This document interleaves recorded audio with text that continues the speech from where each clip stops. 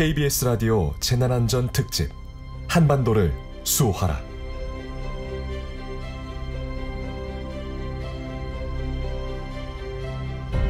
지진, 폭염, 미세먼지, 폭우, 가뭄, 기후위기, 저출생, 수많은 재난이 일상 가까이에 와 있어.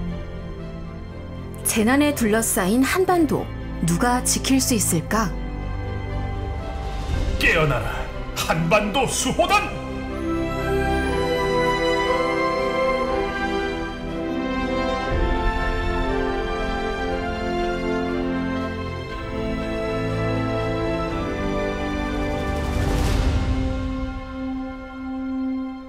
네, 추석 연휴 잘 보내고 계시죠? KBS 라디오 재난안전특집 깨어나라 한반도 수호단의 김세영 기자입니다.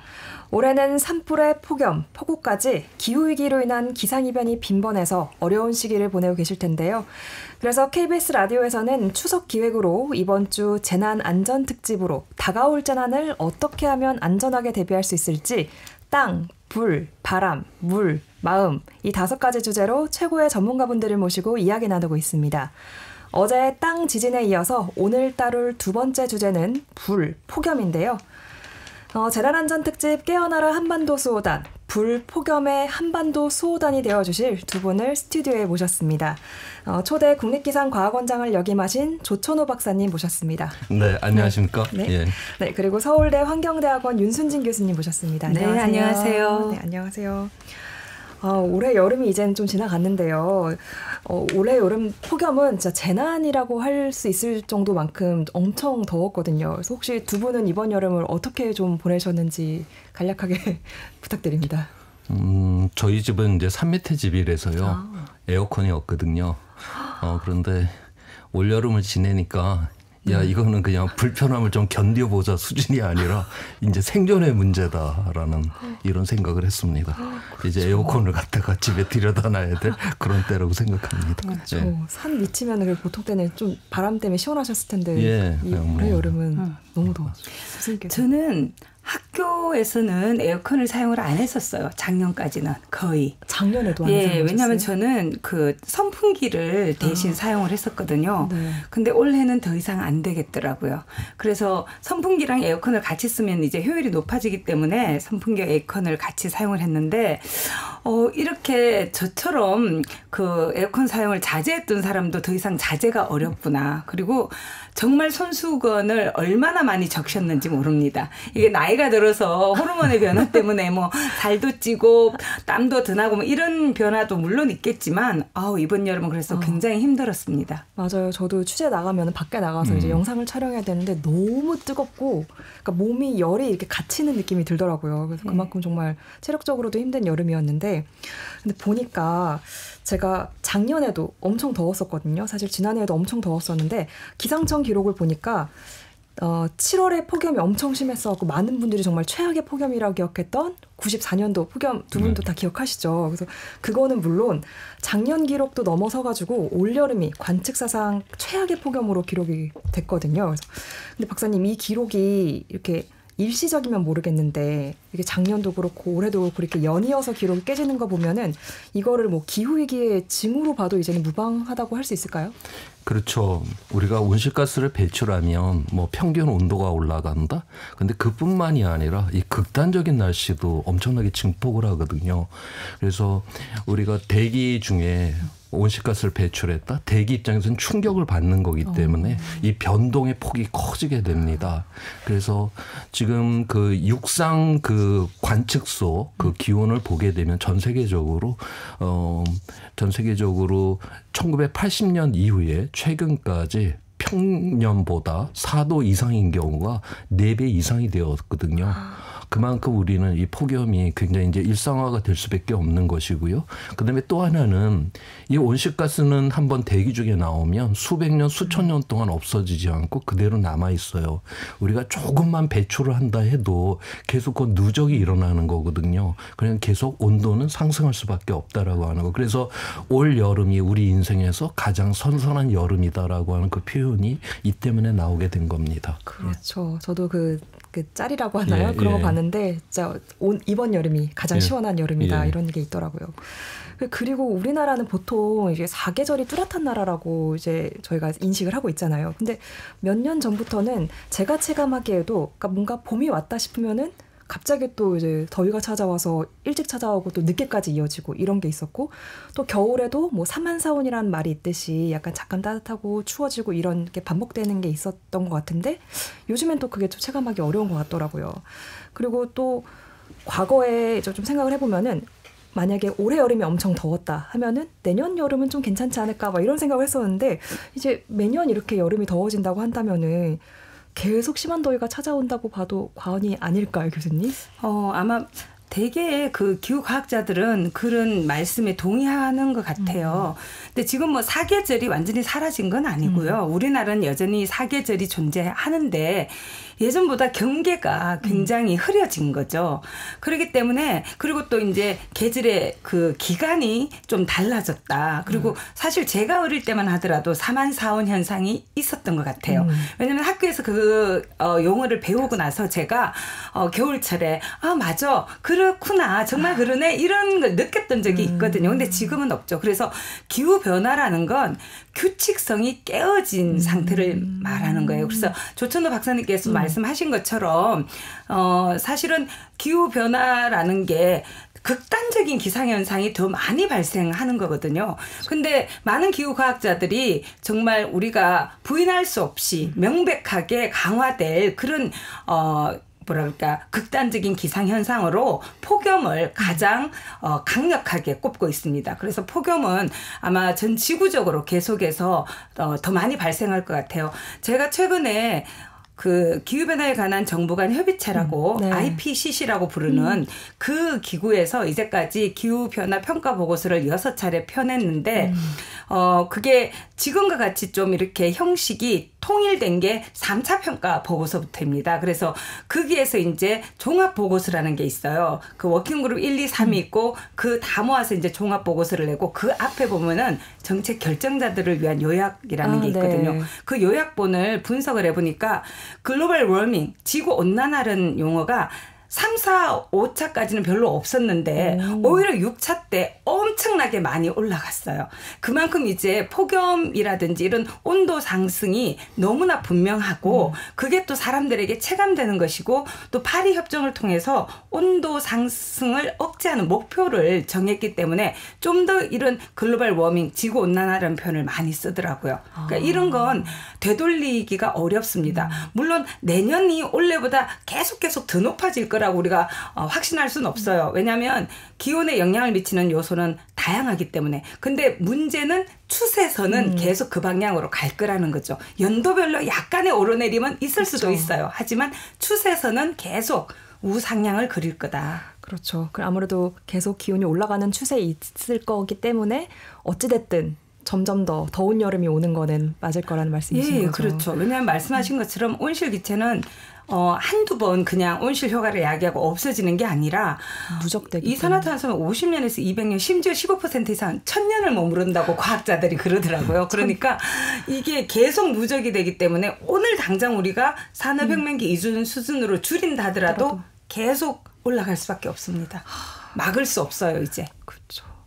그래서 아무래도 이게 지구 온난화, 그러니까 기온이 오르는 거는 우리나라 문제만이 아니라 지구 전체적인 문제이기 때문에 폭염 또한 이제 우리나라의 문제가 아닐 것 같은데 보니까 기사 같은 것들을 봤을 때 올해 유럽이나 미국도 그 엄청난 기록적인 폭염이랑 또 열대야로 엄청 초비상이었다고 하더라고요. 지금 뭐 유럽, 뭐 미국에서 이제 40도를 넘는 경우들이 생기는. 40도. 예, 그래서 우리는 이제 우리나라에서는 그래도 40도를 넘는 경우는 없잖아요. 그래서 거의 없었죠. 야, 유럽과 미국에서 얼마나 고통스러울까 그렇게 생각을 하는데 실제로 대한민국의 이 더위가 더 심각합니다. 왜냐하면 유럽이나 미국은 온도가 40도가 넘는다 해도 습도가 낮아요. 예, 그래서 온도가 좀 높아도 습도가 낮으면 어디 그늘 밑에 좀 가서 앉아 있으면 괜찮습니다. 땀이 잘 증발이 되니까요. 그런데 우리나라는 여름에 이게 온도가 높은 거지만 습도가 높잖아요. 맞아요. 그래서 보통 우리가 30도를 넘고 습도가 40% 이상이 되게 되면 습도가 10%씩 늘어날 때마다 기온을 한 2, 3도씩 더 더해줘야 돼요. 우리 맞아요. 인간이 느끼는. 올해 우리가 35도를 넘었잖아요. 계속. 네. 그리고 습도가 그 당시 한 70%, 80% 맞아요. 정도 됐었거든요.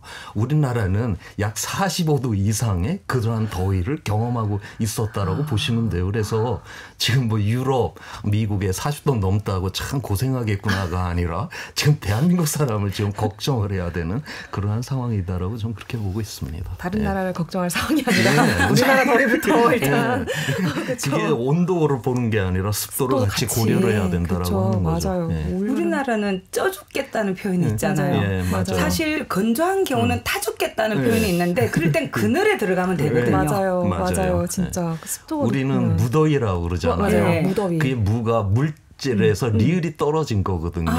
그래서 우리는 습기와 같이 오는 더위이기 때문에 그러면 습도가 높을수록 이 빨래가 잘 안 마르는 것처럼 우리 땀이 이제 잘 증발을 안 하기 때문에 몸에서 열을 빼낼 수가 없어서 굉장한 고통을 느끼는 거죠. 예. 맞아요. 그래서 이렇게 땀이 배출이, 그러니까 땀이 증발이 잘 안 하게 되면은 이게 어떻게 보면 또 이제 온열 질환으로 이제 예. 연결이 바로 될 수가 맞습니다. 있거든요. 그래서 폭염이 심하면 아무래도 이런 온열 질환에 대한 인명 피해가 굉장히 걱정이 되는데요. 이번에 또 미국하고 유럽에서도 근데 이런 기록적인 폭염으로 사망자도 거기도 되게 많이 속출했다고 하더라고요, 교수님. 예.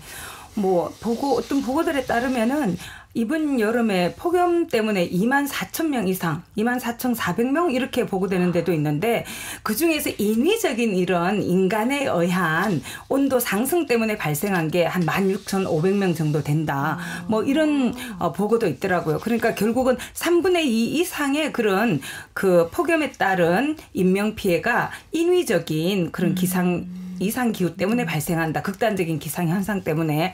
그리고 말씀하신 것처럼 우리나라도 온열 환자가 계속 늘고 있거든요. 맞아요. 그래서 작년 같은 경우에도 3,700명 이상 온열 질환을 우리가 경험을 했고요. 왜냐하면 질병관리청에서 일선 보건소하고 연결해서 계속 보고를 받아요. 그래서 온열 환자가 올해도 이제 아마 곧 보고가 이제 집계가 나올 것 같은데 아마 더 늘어나지 않았을까. 그리고 작년에 한 34분 정도 사망을 했거든요. 그래서 사실은 이렇게 보고되지 않은 그 사망자가 더 있을 가능성이 있죠. 그래서 이런 수치들은 사실 좀 뭐라 그럴까 좀 보수적인 수치다. 그래서 현실을 온전히 모두 반영한 건 아니다. 그렇게 볼 수 있을 것 같아요. 그렇죠. 저번에 7월 초, 그러니까 일찍 폭염 찾아왔을 때 7월 달에도 거의 하루에 100명 이상씩 온열 질환자 발생한 걸로 제가 기억을 하고 있거든요. 그래서 정말 엄청난 기록적인 폭염이 찾아왔었는데요. 여기서 잠깐 이번에 최악의 폭염 속에서 이제 어떻게 지냈는지 시민들을 만나보고 오겠습니다. 극단, 극한 이런 말을 써야 할 정도로 폭염과 폭우의 위력은 갈수록 강해지고 있습니다. 올해 들어 그리스를 강타한 세 번째 폭염으로 아테네의 상징 아크로폴리스는 또 폐쇄됐습니다. 45도까지 육박하는 더위가 남유럽에선 이젠 일상이 됐습니다. 올해는 예년보다 기온이 더 높습니다. 특히 7월 초부터 폭염에 대처하기 위해 애쓰고 있어요. 고온 건조한 날씨로 가뭄을 겪던 스페인에선 최근 갑작스런 폭우로 홍수 피해를 입었습니다. 폭염이 산불로 이어지고 또 홍수의 촉매제도 되는 악순환이 이어지는 상황입니다. 살인적인 더위가 계속되다가 갑자기 많은 비가 쏟아지는 종잡을 수 없는 기후변화는 어느 곳에서나 일상이 됐습니다. 극단적인 변화는 주민들의 삶을 직접 위협하고 식량 가격 상승으로도 이어지고 있습니다. 파리에서 KBS 뉴스 안다영입니다. 올 여름에 더워가지고 약간 쓰러질 뻔한 적이 있었어요. 땀이 너무 많이 나서 엄청 길었죠. 일단 이게 뭐 지구온난화 때문에 그런 거니까. 엄청 더웠어요. 군산에 살거든요. 말도 못했어요. 어르신들이 아예 밖에 출입을 못할 정도로 그 정도로 더웠어요. 올 여름에 밖에 나가지를 못했죠. 9살 쌍둥이 물놀이 많이 가고 너무 더우니까 일단 아이들 땀 너무 많이 흘려서 그런 게 좀 걱정될 때도 있고. 올 여름엔 정말 더워서 땀을 많이 흘리는 체질이 아닌데도 부모님 아무래도 연세가 이제 70 가까이 되시니까 부모님들이 힘들어하시고 또 체력적으로도 많이 힘들어지시고 하니까 친구들이랑 더워서 잘 못 놀았고 에어컨 안 틀고는 못 살 것 같았습니다. 물 자주 마시기, 차가운 물로 세수하기. 뭐 월급쟁이가 뭐 덥다고 해가지고 뭐 어떻게 하겠어요. 에어컨을 하루도 끌 수 없을 정도로 더웠죠. 밤에는 에어컨이 없는 세상에 어떻게 살았나 싶었고 특히나 어르신들, 농사일 하시는 어른들은 더더욱 걱정이 되죠. 여러분께서는 KBS 라디오 재난안전 특집 한반도를 수호하라를 듣고 계십니다. 네, 여러분은 지금 재난안전특집 깨어나라 한반도 수호단 2부 불폭염과 함께하고 계십니다. 스튜디오에는 대기과학자 조천호 전 국립기상과학원장과 윤순진 서울대 환경대학원 교수님 나와 계시고요. 계속해서 얘기 나눠보겠습니다. 네, 박사님. 지구온난화라고 지금 저희가 계속 얘기를 하고 있잖아요. 그래서 네. 이와 관련해서 아까 교수님께서도 말씀해 주셨지만 IPCC라고 이렇게 그런 그 곳에서 세계 최고의 과학자들이 이렇게 많은 연구를 또 이어가고 있잖아요. 그래서 산업화 이전 대비 뭐 1.5도를 넘으면 뭐 돌이킬 수 없다. 뭐 극심한 기상재해가 이제 발생한다고 경고를 계속해서 해오고 있는데 지금 지구 온도는 그럼 얼마나 올랐을까요? 지금 현재 지구 평균 기온이 2020년도를 기준으로 해서 이게 IPCC 6차 보고서가 관측자를 2020년도까지 분석을 했거든요. 그때까지는 인간 활동에 의해서 1.1도를 상승했다라고 보고 있고요. 근데 이제 작년에 실제로 1.5도를 돌파를 했습니다. 그런데 우리가 IPCC에서 이야기를 할 때는 오직 인간 활동에 의한 기온 상승만을 따지거든요. 근데 이제 자연의 변동성에서 평년보다 온도가 높거나 좀 낮거나 이럴 수가 있어요. 예를 들어서 엘니뇨가 있게 되면 평년보다 0.2도 이상 올라가기도 하고요. 반대로 라니나가 있으면 또 그만큼 또 온도가 내려가요. 그래서 이제 우리가 그걸 평균을 해버리면은 자연 변동성은 전혀 영향을 미치지 않고 오직 인간 활동에 의한 게 상승이 되는데 그래서 작년 기준으로 하게 되면 인간 활동에 의해서는 약 1.25도까지 지금 상승되었다라고 그렇게 보고 있습니다. 1.25도요? 네. 그럼 사실 이제 전공, 그러니까 이쪽 분야를 연구하지 않으신 분들은 약간 1.5도, 1.25도 하면은 사실 막 되게 작아 보일 수도 있잖아요. 근데 이게 엄청 사실 큰 변화라고요. 그러니까 우리가 뭐 하루에도 우리가 10도 이상이 이렇게 변하잖아요. 그다음에 우리나라 뭐 여름철 최고 기온, 겨울철 최저 기온 50도로 왔다 갔다 하잖아요. 그래도 우리 별일 없이 잘 살아가는데 야 1도 뭐 2도 넘으면 막 세상이 무너진다. 야, 이게 뭔 이야기일까?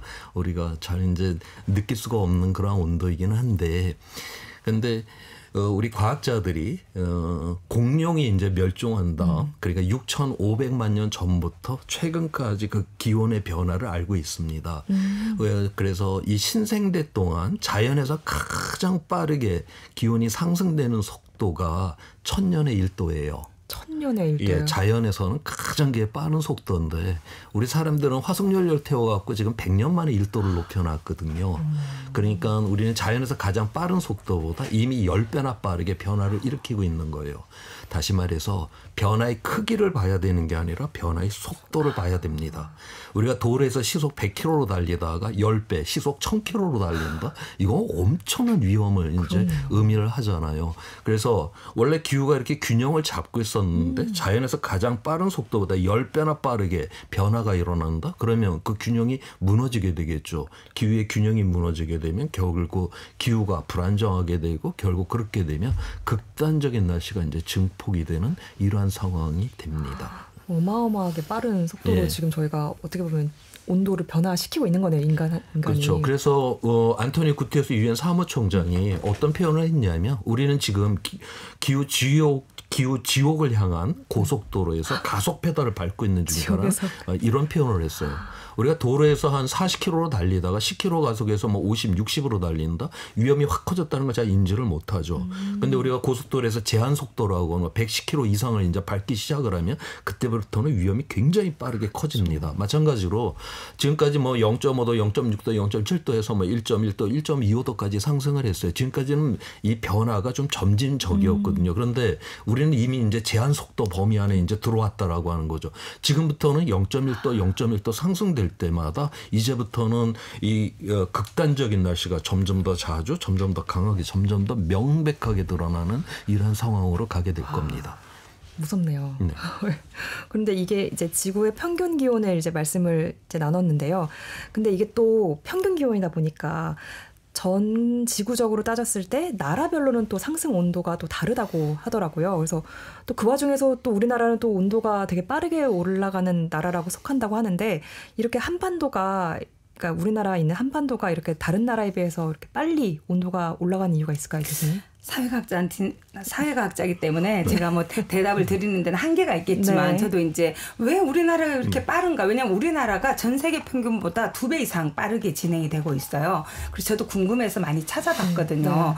그러니까 우리나라의 그 위도 자체가 그 한 30도 있는 그 전후 그 지역이 기후변화에 특히 민감하다 그러더라고요. 왜냐하면 대륙성 기후하고 해안성 기후가 만나는 지점이고 특히 우리나라는 삼면이 바다로 둘러싸여 있잖아요. 근데 지금 바다의 온도가 굉장히 천천히 육지보다는 천천히지만 엄청 오르고 있어요. 그렇죠. 그런데다가 우리나라의 동해안 같은 경우는 크로시오 난류 이게 흐르면서 온도 상승이 지구 전체 평균보다 1.5배 이상 지금 빠르게 올라가고 있는데 특히 1968년에 비해서 2도 이상 올라갔더라고요. 이 동해안의 온도가. 그런데다가 또 우리나라는 짧은 시간에 산업화가 빠르게 일어나면서 도시화도 굉장히 급속한 그 빠르기로 일어났고 그래서 굉장히 많은 도시들의 콘크리트 건물들이 들어서게 되고 그래서 사실은 그런 것들이 열섬 현상을 야기한다고 이야기하거든요. 바람이 잘 통하지 않고 녹지가 많이 사라지고 그러면서 열은 또 흡수가 되고 있죠. 그래서 이런 것들이 이제 좀 더 중첩돼서 보다 많은 영향을 미치지 않을까 그렇게 생각을 합니다. 그렇죠. 맞아요. 해수면 온도도 오르면은 이제 우리나라를 둘러싸고 있는 것도 오르고 전반적인 이제 대기의 기온도 오르면서 어쨌든 계속 기온은 오르는 방향으로만 갈 수밖에 없는 거잖아요. 그리고 우리나라 같은 경우는 산, 들, 바다 이런 게 막 굉장히 복잡하게 이렇게 구성이 되어 있는데 그 각각이 받는 기후와의 관련성이라고 그래야 되나요? 이런 것들이 다르기 때문에 굉장히 다양한 변화들이 발생을 하는 것 같아요. 그리고 이런 것들 때문에 사실은 우리 경제가 굉장히 영향을 심각하게 받죠. 우리가 최근 들어서 금배추, 금사과, 뭐 장님부터 그런 현상을 겪었는데요. 이런 문제는 그냥 단지 우리에게 덥다 이런 걸로 끝나는 게 아니고 사실은 더운 것도 일부의 사람들은 그냥 에어컨을 더 켜고 살면 되지만 어떤 분들은 밖에 나가서 일을 하셔야 되기 때문에 야외 작업자들은 아까 말씀 나온 그 온열 질환에 걸릴 가능성이 훨씬 더 높고 심지어 이걸로 인해서 사망할 가능성이 높죠. 특히 이제 건설 노동자라든지 논바디를 하시는 분들이라든지 또 요즘 들어서는 그 택배를 우리가 많이 하잖아요. 그래서 이런 그 짐을 분류하고 상하차하고 배달하고 이런 분들 그래서 결국은 이렇게 온도가 올라가는 건 그냥 더워서 짜증이 나고 힘들다 이게 아니라 누군가에게는 생명의 위협이자 또는 생계의 위협을 가져오는 재난적 상황이 될 수 있고요. 농업이나 임업이나 어업이나 뭐 수산업, 양식업 모두 이 자연의 변화가 결국은 생산성에 영향을 미치기 때문에 결국 공급량이 굉장히 줄어들게 되고 그것은 결국 물가를 상승시키게 되죠. 그렇죠. 그래서 기후 인플레이션, 기후플레이션이라고 부르는데 그런 현상이 발생하고 그래서 폭염은 복은 영향 이런 것으로만 끝나는 게 아니라 정신적으로도 불쾌지수가 높아지고 그것만이 아니라 우리의 장바구니를 뒤흔들게 되고 그래서 결국은 생계가 곤란해지는 그래서 사회적인 불평등이 심화되는 그래서 굉장히 복합적인 문제들하고 연결이 되어 있습니다. 그렇죠. 전 분야에 다 연결이 되어 있는데요. 그래서 아까 말씀해 주신 열섬 현상 관련해서는 이제 과학자분이시니까 사회과학 하셨다고 하셔서 그럼 이제 한번 어떤 현상인지 좀 설명해 주실 수 있으실까요? 그러니까 앞서 윤 교수님께서 이야기를 해 주셨듯이 우리가 도시화가 된다라는 거는 콘크리트와 아스팔트로 이제 이 지면을 다 바꾼다라고 하는 걸 의미를 하거든요. 그런데 얘는 그 열을 갖다가 그 보유할 수 있는 능력이 굉장히 좋습니다. 그래서 계속 이 콘크리트와 이제 아스팔트를 통해 갖고 이 열을 갖다 이제 보유를 하게 되니까 계속 기온이 올라갈 수가 있고요. 그다음에 우리가 도시화를 했다라고 하는 거 건물이 빽빽하게 들어서거든요. 우리가 좀 더워도 바람이 이렇게 좀 불면 그 뜨거운 공기를 빼낼 수가 있는데 도시는 이 건물들이 차갑고 이 이 공기가 잘 빠져나가질 못해요. 그래서 이제 더욱더 이제 기온이 올라가는 이러한 현상이 있고요. 우리나라에서 이제 관측소가 100년 이상 된 관측소들이 서울, 부산, 목포, 인천, 강릉, 대구거든요. 지난 100년 동안 엄청나게 도시화가 된 곳들이죠. 그쵸. 그래서 지금 우리나라에서 아까 전 세계 이제 평균보다 거의 2배 정도다라고 하는데 거기에는 바로 이 도시 열섬 효과가 좀 들어있다. 그래서 뭐 적게는 한 20% 내지 많게는 한 30%는 이거는 온실가스가 아니라 도시 열섬에 의해 갖고 이렇게 기온이 상승되고 있다고 그렇게 보고 있습니다. 네. 확실히 다른 지역보다는 도시 쪽에 더 네. 그런 아까 말씀하신 콘크리트 영향이나 이런 것 때문에 더 많이 온도가 오르기 때문인 거군요. 냉방과 난방도 연결돼 있잖아요. 사람들이 또 많이 사니까 사실 냉방이라는 것도 온도를 그 공기를 교체하는 것에 불과하거든요. 그래서 실내는 그렇죠. 시원해지더라도 그 공기를 실외기를 통해서 밖으로 빼내니까 밖에는 그 더운 공기가 계속 차는 거죠. 그렇죠. 실외기 많이 있는 건물 옆에 지나면 사실은 엄청 그럼요. 더우시잖아요. 그리고 자동차 배기가스도 사실 네. 온도에 영향을 미칩니다. 그렇죠. 아 근데 이게 아까도 말씀해 주셨지만 그 실제 폭염으로 그 단순히 힘들다 이걸 떠나서 이제 생활이 어렵다 뭐 이런 걸 떠나서 이제 이게 정말로 재난이 되고 있고 질병 또는 이제 그 물가 그리고 산재까지도 이어지고 있다고 말씀해 주셨잖아요. 그럼 이게 그러면은 전반적으로 사회에 미치는 문제가 크다는 건데 일단은 그 산재 같은 경우는 아까도 좀 말씀을 드렸지만 특히 제일 많은 그 사고나 또는 피해가 발생하는 게 건설 노동이에요. 왜냐면 아까 우리가 시멘트 말씀이 나왔지만 시멘트를 사용하고 있고요. 그다음에 또 철골 구조를 대부분 쓰기 때문에 그 철근을 또 사용하고 있고 또 알루미늄 셋이 이런 걸 쓰잖아요. 그런 것들이 열을 엄청나게 흡수를 하고 그리고 또 그 시멘트를 이렇게 양생을 한다 그러죠. 뭐 이렇게 콘크리트를 이렇게 마감을 해도 그걸 인위적으로 시키면 안 된다 그러더라고요. 그래서 그분들이 인위적인 어떤 냉방 시설을 할 수가 없는 거죠. 그래서 사실은 그런 것 때문에 열을 많이 흡수하는 곳에서 일을 하다 보니까 굉장히 그 많은 피해가 발생을 하고요. 또 배달 노동하는 그런 경우도 플랫폼 노동자 그쵸. 이런 경우도 있고요. 또 심지어 카트를 이렇게 수거해서 이렇게 정리하는 분들 있잖아요. 그분들 같은 경우도 야외에서 그걸 갖고 와서 이동을 시킨다든지 그런 것도 있고요. 환경 미화하시는 분들 또 그런 분들은 건물 내 같은 경우라도 냉방기를 사람들이 이렇게 출근하고 난 다음에 가동하는 곳들이 많아서 사실은 많은 분들이 출근 전에 그 환경 미화하시는 분들이 오셔서 다 정리하는 활동을 해야 되기 때문에 훨씬 그런데 실내 작업이라 하더라도 좀 더 그런 부분에 노출되는 경우가 크죠. 그리고 결국은 이게 사람들에게 그 폭염이 심각해지면은 주의력이 좀 집중력이 떨어지는 경향이 있대요. 그래서 실수가 발생할 수 있고 약간의 그 실수로 떨어지는 추락 사고라든지 기계 끼임 사고라든지 뭐 이런 것들이 발생할 수가 있죠. 그래서 사실은 산업안전보건법이라는 걸 개정을 했어요. 정부가. 네. 그래서 이번 7월부터는 그게 개정이 돼서 체감 온도가 31도 이상일 때 또 33도 더 이상일 때 이런 식으로 기준을 정해서 사업주가 반드시 그 작업하는 분들이 2시간에 뭐 15분, 네, 20분 쉬도록 한다든지 냉방기를 반드시 설치한다든지 냉수라든지 또는 소금 이런 것들을 제공하도록 지금 의무화시켜 뒀거든요. 근데 그걸 얼마나 우리가 잘 관리 감독하느냐 그 문제도 있고요. 뭐 나중에 이런 일이 있어서 뭐라 그럴까 처벌을 하는 것보다 사실은 예방이 가장 중요하죠. 그렇죠. 재난은 아무래도 그 정해진 게 있으면 좀 잘 지키면은 피해를 좀 그래도 줄일 수가 있잖아요. 미리미리 사전에 발생하고 줄이는 것보다는 미리미리 사전에 대비하는 게 중요하니까요. 그래서 저는 국방도 걱정해요. 국방이요? 왜냐하면 이 온열 환자 중에 군인들이 많습니다. 왜냐하면 그래서 이 훈련 시간도 제가 정말 오래전에 계룡대를 방문해서 이게 기후변화가 군대에 미치는 영향이 클 것이다. 왜냐하면 군대도 뭐 에너지도 쓰고해서 이걸 줄여야 되는 것도 있지만 적응도 필요해서 훈련 시간을 변경한다든지 온도에 따라서 훈련하는 방식을 바꾼다든지 그럴 필요가 있는데 그런 경우들이 지금 지금 제대로 준비가 덜 된 것 같아요. 그래서 우리 젊은이들이 나라를 지키려고 갔는데 전쟁 때문에 문제를 겪는 게 아니라 폭염 때문에 문제를 겪는다든지 그러게요. 그런 문제들이 발생을 하고요. 소방대원 같은 경우도 지금 불이 또 많이 발생을 하는데 그게 뭐 하루에 또 몇 차례씩 이렇게 출동을 하다 보면은 굉장히 피로도가 쌓여서 사망하는 일도 있었거든요.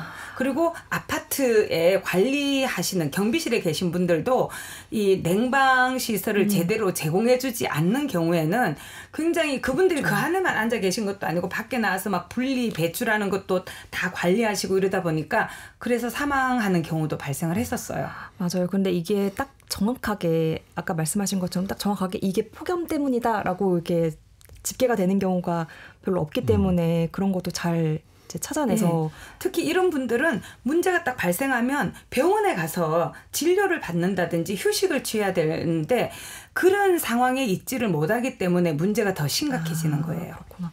그렇게 말씀 듣다 보니까 이 폭염으로 인한 그러니까 폭염 재난으로 인한 이제 가장 큰 피해를 입는 분들이 아무래도 취약계층 쪽이 네. 가장 클 것 같아요, 박사님. 예, 그건 뭐 앞서 네. 우리 윤수진 교수님께서 이야기를 해주셨듯이 지금 현재 이 폭염으로 가장 큰 이런 사망자가 나오는 거는 가난한 노인분들에서 가장 많이 나오거든요.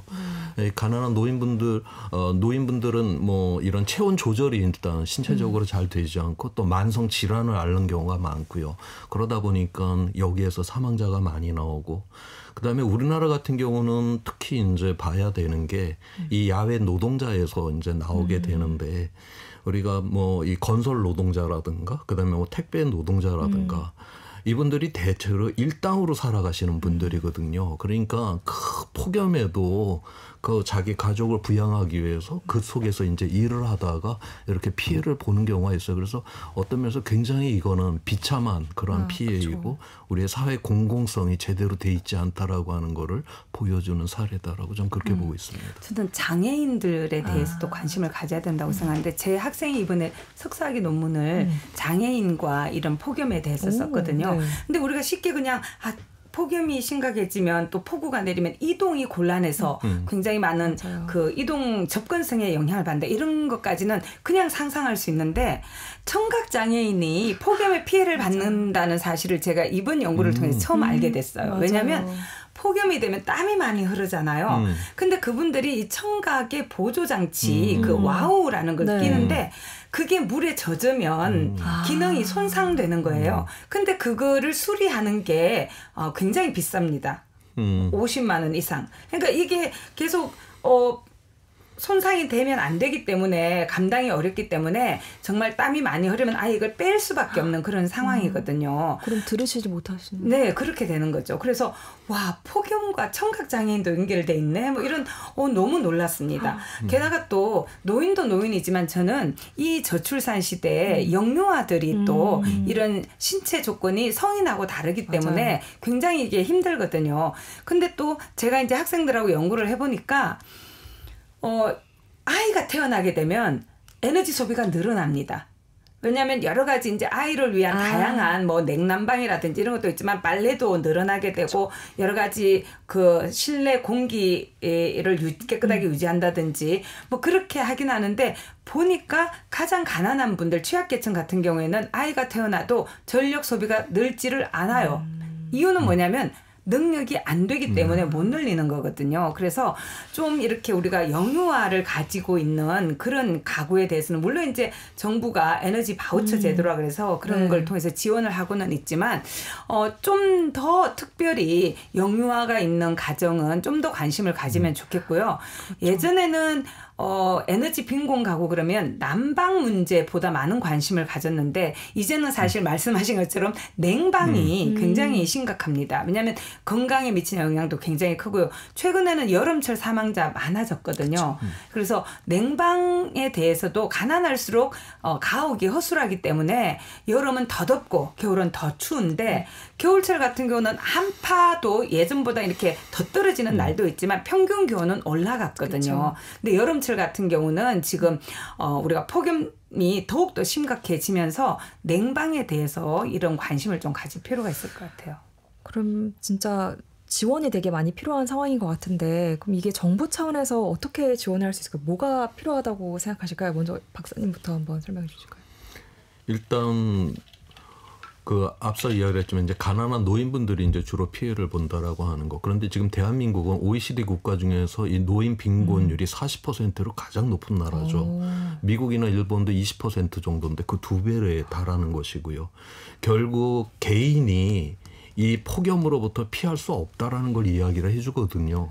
결국 이런 것들은 우리가 사회적 돌봄을 통해서 결국 이거 정부가 이거는 주도권을 갖고 해결을 해야 되는 것이고, 그다음에 앞서 여러 가지 그런 어떤 사회적 약자들이 주로 이 피해들을 지금 다 보고 있거든요. 그래서 바로 이 폭염으로 어떤 피해가 일어났다, 이건 우리의 사회의 공공성이 이제 무너졌다라고 우리가 그렇게 인식을 하고 바로 그러한 측면에서 우리가 대응이 필요하다. 그래서 저는 우리가 이런 사회적 그 약자에 대한 이 고통에 대해서 얼마나 그 감수성을 있는가를 드러내는 게 바로 이 폭염이다. 좀 그렇게 생각하고 있습니다.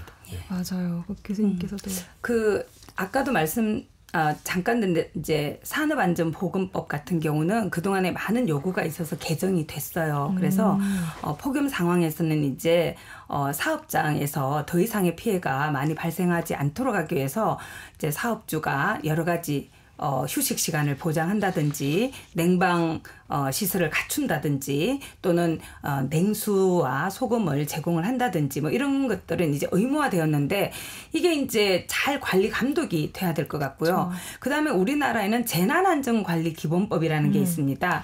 거기에는 이제 그 여러 가지 재난을 규정을 해뒀어요. 근데 폭염 같은 경우도 2005년부터는 이제 이 재난의 한 형태로 들어가 있기는 한데요. 네. 그리고 2018년에 이제 너무나 피해가 많아지면서 재난안전관리 체계 안으로 들어갔죠. 이제 폭염이 들어가 있기는 합니다. 그렇지만 이게 폭염의 그런 경보주의보 이런 것들이 발령을 했을 때 지원이 어떤 식으로 이루어질지 이런 부분에 대해서는 아직 구체적인 그런 계획이 잘 수립되어 있지 않은 것 같아요. 그리고 최근에 언론에서 많이 보면은 뭐 쿨링 포그 이야기라든지 그다음에 또 그늘막 이런 이야기를 하는데 이게 지자체의 관심과 또 여력에 따라서 설치율이 다르거든요. 근데 사실은 이게 예를 들면 서울 같은 경우는 서초구에 많이 설치가 되어 있어요. 그늘막 같은 게. 근데 더 많은 폭염 피해가 발생을 하고 더더운 곳 서울이 이렇게 작지만 사실 이게 구마다 좀 달라요. 맞아요. 그래서 이렇게 좀 더 많은 폭염 피해가 있을 걸로 보이는 그런 지자체 같은 경우는 지자체 역량이나 관심에 의해서 그것이 결정되기보다 중앙정부에서 좀 지원해주는 그런 시스템을 가지는 게 좋을 것 같고요.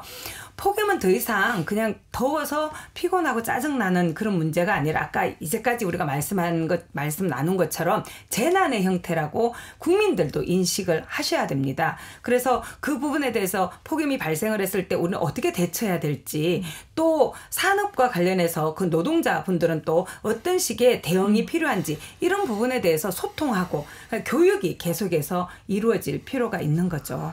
맞아요. 그게 폭염이 눈에 보이지도 않고 그리고 하도 이제 여름은 덥다라는 인식이 원래도 있고 약간 이러다 보니까 그리고 공사하시는 그런 건설 노동자분들도 이게 일을 언제까지 마쳐야 되는 그런 거가 또 있다 보니까 그런 그러니까 생활에 이렇게 밀접하게 있다 보니까 또 좀 이제 폭염은 그냥 좀 내가 참을 수 있다 이렇게 하고 넘어가는 경우가 많은데 그런 인식이 보건 측면에서도 정부가 국민 보건의 관점에서 이 폭염이 미치는 영향에 대해서 보다 더 관심을 가지고 폭염 상황에서는 24시간 온열 환자가 사망에 이르지 않도록 할 수 있는 그런 대응 시스템을 구축하는 것도 필요하지 않을까 생각을 합니다. 그리고 장애인에 대해서 아까 말씀 나눈 굉장히 생물학적 약자들에 대해서도 좀 더 관심을 가지고 우리가 정말 생각조차 못한 그런 피해들, 그런 피해들에 대해서도 관심을 가져야 되는 거죠. 정말 말씀하셔서 딱 와닿았어요. 아까 청각 장애인 분들께서 그런 피해가 있으실 거라고는 잘 생각을 못했었는데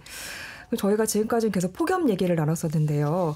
여름에 이번에 폭염이 너무 심해서 봄에가 기억이 잘 안 날 수도 있는데 사실 지난 봄에 정말 산불이 엄청 컸잖아요. 그래서 영남 지역을 진짜 거의 계속 산불이 엄청 심하게 피해를 입혔는데 이 대형 산불의 원인이 여태까지 말한 지구 온난화 영향이 있다는 분석도 나오는데 박사님께서 어떻게 보실까요? 우리가 이제 그 기후 변화가 일어났다라고 하는 거 앞서 이야기를 했듯이 이제 극단적인 날씨가 많이 일어난다. 그래서 지금 지난 100여 년 동안의 자료를 보게 되면 우리나라 강수량이 약 10% 정도가 늘었거든요. 근데 그 10% 는 게 다 이 호우성 강수가 늘어서 그렇게 늘어났고요. 반면에 비 오는 날수는 한 20일이 줄었어요. 이건 뭘 의미를 하냐. 비가 올 때 폭우로 오고 비가 안 올 땐 굉장히 가물다라고 하는 걸 의미를 하거든요. 그래서 특히 우리나라는 이제 봄철이면은 좀 건조한 기간이거든요. 그 건조함이 훨씬 더 이제 강해졌다는 걸 의미를 하고요.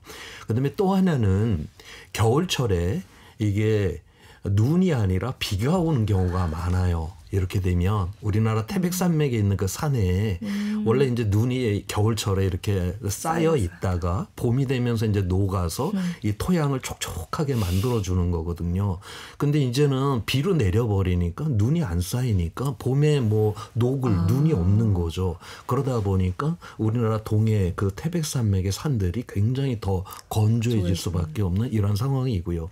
그래서 기온이 올라간다라고 하는 거는 그만큼 더 토양으로부터 수분이 증발됐다. 굉장히 건조한 상태. 그래서 땅만 건조한 게 아니라 그 위에 있는 낙엽도 나무도 다 건조하게 돼버리니까 결국 이 지구 온난화로 해서 이 산불은 더욱더 강해질 수밖에 없습니다. 그렇죠. 환경 자체가 대형화나 이렇게 될 수밖에 없게끔 만드는 건데 그래서 그런지 이제 산불이 한번 나면 이제 대형 산불로 이어지고 또 진압하는 것도 쉽지가 않더라고요. 그래서 또 말씀하신 것처럼 이제 기온이 오르면 건조함도 심해져가지고 요즘엔 여름 산불도 이제 증가하는 추세라고 제가 확인을 했는데 실제로 지난 8월에 삼척에서 산불이 났는데요. 이때 산불 단계주기 1단계가 발령이 됐는데 이게 여름에 산불 1단계가 발령된 게 처음이라고 그러더라고요. 그러니까 진압도 어렵고 여름치고도 산불이 좀 크게 난 거겠죠. 이런 산불의 대형화 그리고 여름까지 발생하는 이런 연중화 그리고 계속 이어지는 것에 대해서 교수님은 어떻게 보시나요? 예, 안 그래도 제가 올 봄에 이제 산불이 너무 크게 나서 10만 헥타르 이상 태웠고요. 사실은 산불로 인해서 인명피해가 발생을 했거든요. 맞아요. 굉장히 이건 특별한 경우였어요. 근데 문제는 뭐냐면 지금 조천호 박사님께서 말씀해 주신 것처럼 온도가 상승하면서 우리가 연료라고 불러요. 나무들이 이제 떨어져 있던 가지라든지 낙엽이라든지 이런 것들도 다 건조화되기 때문에 사실은 불의 발생 자체는 인위적인 게 여전히 많습니다. 근데 그 불씨가 떨어졌을 때 예전보다 금방 빠르게 퍼지고 또 굉장히 광범위하게 건조한 상태이기 때문에 순식간에 넓게 확산이 되는 거죠. 그리고 이제 이게 예전에는 봄철에 집중해서 발생을 했다면 이제 연중 상시화되는 그런 경향성을 보이고 있습니다. 그래서 빈번화되고 대규모화되고 상시화되고 또 초동 진압이 굉장히 중요할 정도로 너무 빠르게 이제 번지는 그런 문제들이 발생을 하는 거죠. 근데 특히 우리나라에서는 아까 저희가 잠깐 말씀을 나눴던 동해안의 해양 온도가 올라간 것도 영향을 미쳤다 그러더라고요. 고온의 그런 공기가 육지에도 이제 영향을 미치는 거죠. 그리고 우리가 폭염을 말씀을 나눴지만 사실 세계적으로도 그런데요. 온도의 상승 정도가 더 높은 건 여름이 아니라 겨울입니다. 겨울과 봄철.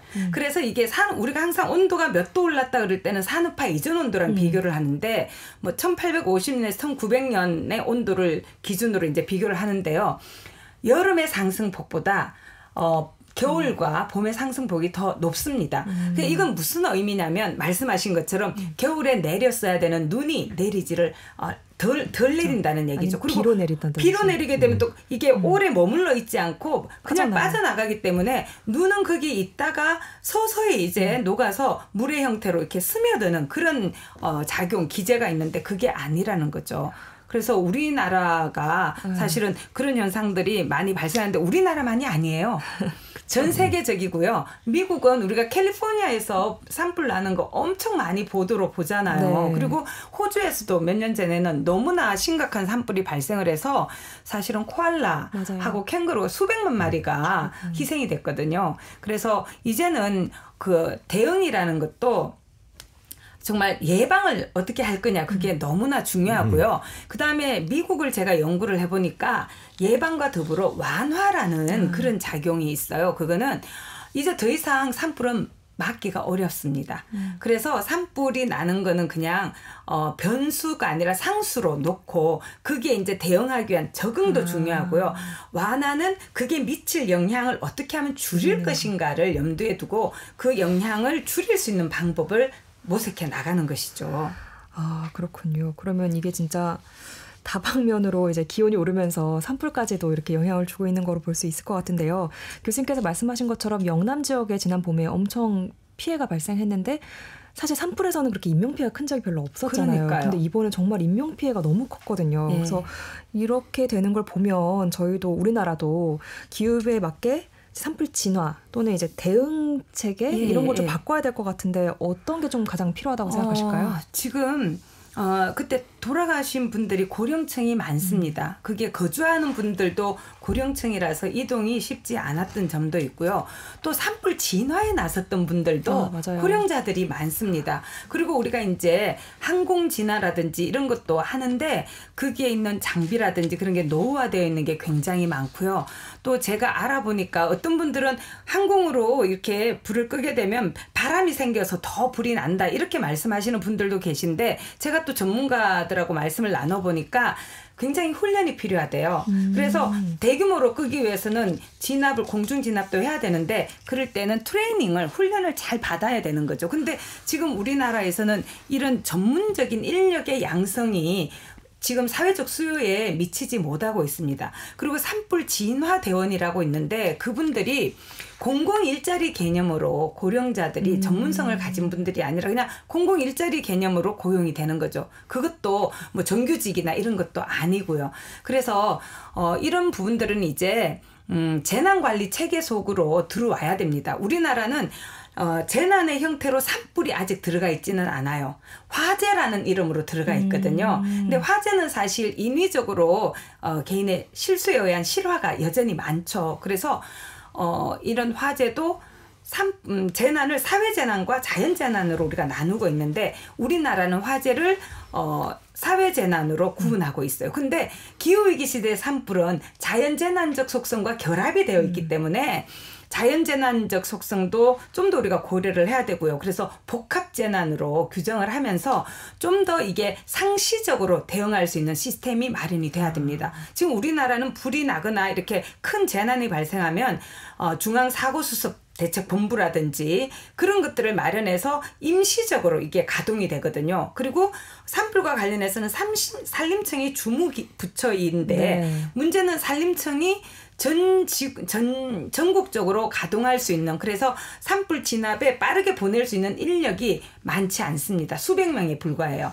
그래서 이게 근데 전국 지자체들에서는 소방대원들은 다 가지고 있어서 이 소방대원을 어떻게 활용할 건가. 근데 소방대원도 지금도 산불 진압에 동원이 되기는 했는데 주관 부처가 아니기 때문에 거기에서 할 수 있는 능동적인 역할이 별로 없습니다. 그리고 산림청에서 하면 이게 딱 광역지자체에서 기초지자체로 또는 기초지자체로 바로 이렇게 일원화돼서 명령이 내려가야 되는데 그게 아니라 형식적으로 우리가 굉장히 그 체계적인 조직도를 가지고 있지만 산불이 발생하면 기초지자체에 있는 일선 공무원들은 광역에서도 연락이 오고 산림청에서도 연락이 오고 중앙사고수습본부에서도 연락이 오고 행안부에서도 연락이 오고 그래서 너무나 일을 하기가 힘들다 그런 말씀들을 제가 이제 심층 면접을 그 일선 기초지자체 분들하고 해보니까 그런 문제가 있더라고요. 그래서 이런 걸 좀 더 일원하고 체계하고 그다음에 상설 기구를 가질 필요가 있다.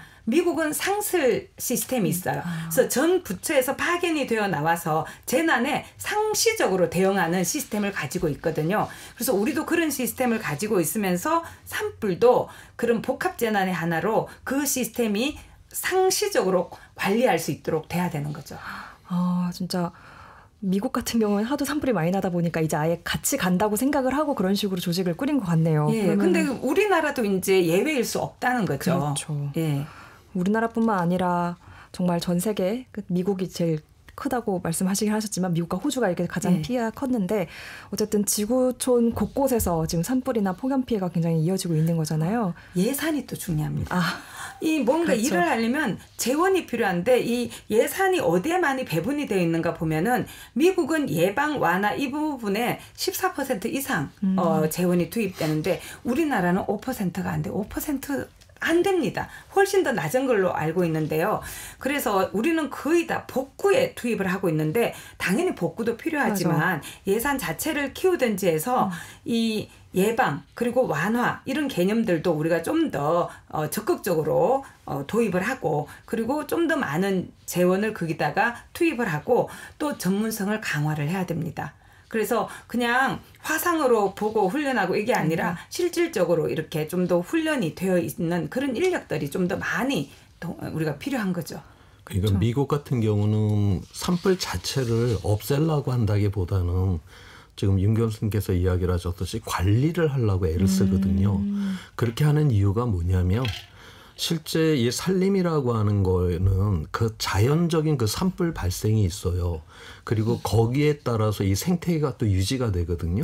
예를 들어서 이게 이제 산불이 일어나서 싹 탄 다음에 그때서야 이제 그 씨앗을 열어서 자라기 시작을 하는 그런 나무들이 있어요. 그래서 원래는 산불은 원래 있어야 되는 겁니다. 다만 그게 너무 이제 우리 사람들 때문에 커지기 때문에 문제라는 거거든요. 예전에는 그래서 이게 이제 뭐 벼락이 치거나 이러면 특히 이제 뭐 미국 북쪽, 카나다, 시베리아 이쪽에 굉장히 빽빽한 그 산림이 있는데 거기 이제 벼락이 치게 되면 거기 이제 산불이 붙어요.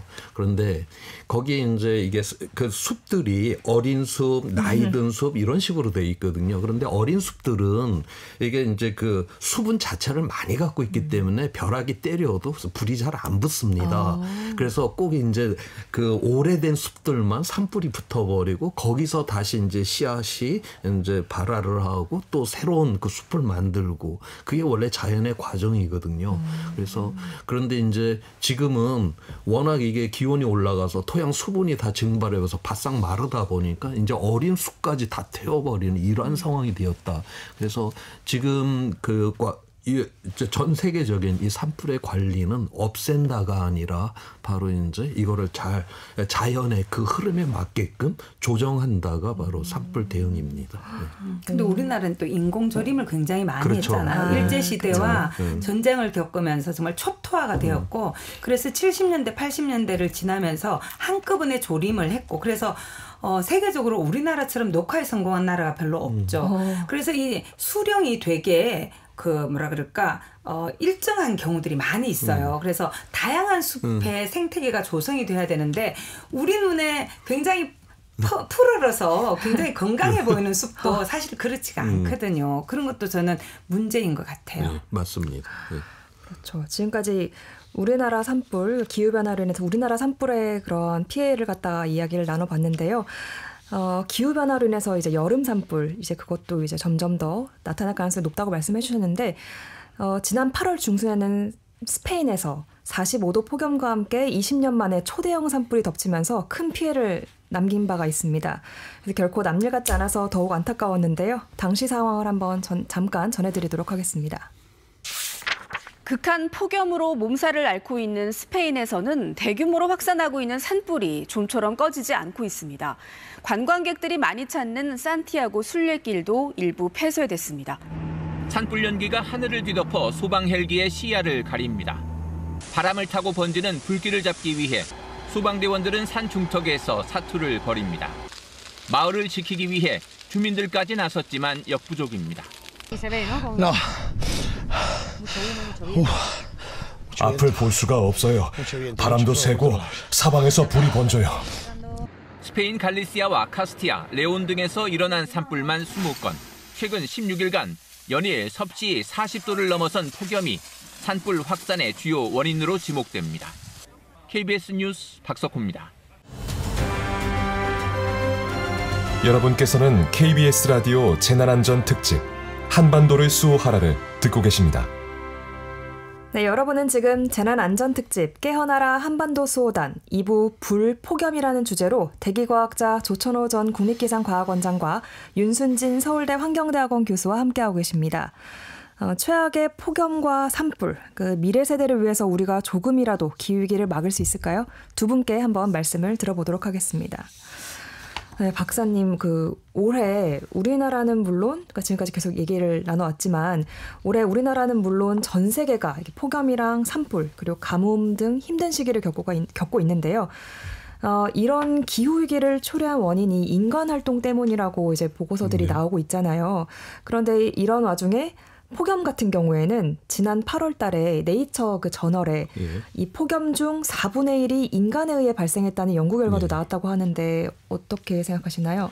예, 그 네이처 연구에서 최근 이제 전 세계의 이 폭염을 다 조사를 했는데 그 모든 사례에서 바로 인간 활동, 그러니까 우리가 온실가스를 배출했기 때문에 이 폭염이 더욱더 세졌다라고 하는 게 밝혀졌고요. 다만 그중에서 4분의 1은 만약 우리가 온실가스를 배출하지 않았다라면 발생하지 않았을 것이 그렇게 인간 활동 때문에 4분의 1은 새롭게 이렇게 일어났다라고 그렇게 보고 있어요.